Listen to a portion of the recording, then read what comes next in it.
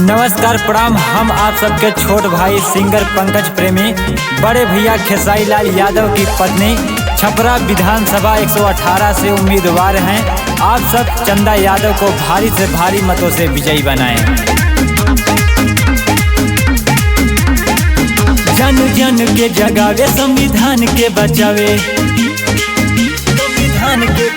जन जन के जगावे संविधान के बचावे, जन जन के जगावे संविधान के बचावे। आईनी जनता के बन के नायक हो हमारे चंदा भाभी, हमारे चंदा भाभी छपरा से बनी है विधायक हो। हमारे चंदा भाभी छपरा से बनी है विधायक हो। छपरा से बनी है विधायक हो।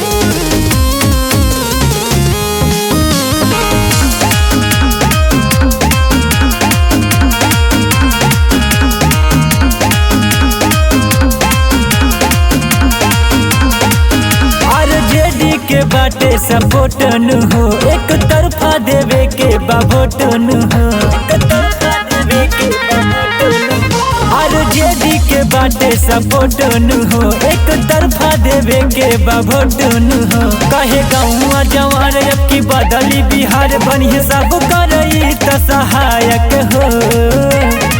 हमारे चंदा भाभी, हमारे चंदा भाभी छपरा से बनी है विधायक हो। हमारे चंदा भाभी छपरा से बनी है विधायक हो।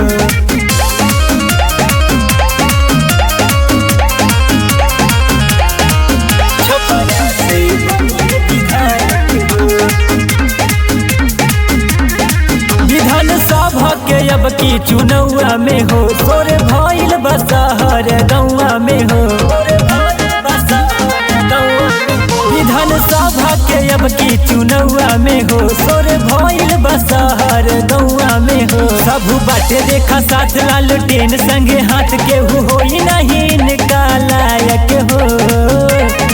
हमारे चंदा भाभी, हमारे चंदा भाभी छपरा से बनी है विधायक हो। हमारे चंदा भाभी छपरा से बनी है विधायक हो। छपरा से बनी है विधायक हो।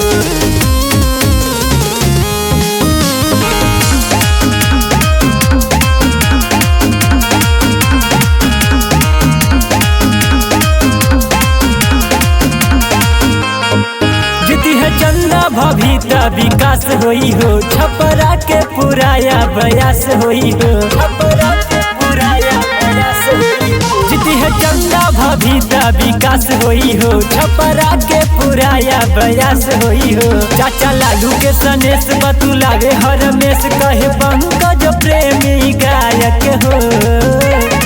हमारे चंदा भाभी, हमारे चंदा भाभी छपरा से बनी है विधायक हो। हमारे चंदा भाभी छपरा से बनी है विधायक हो।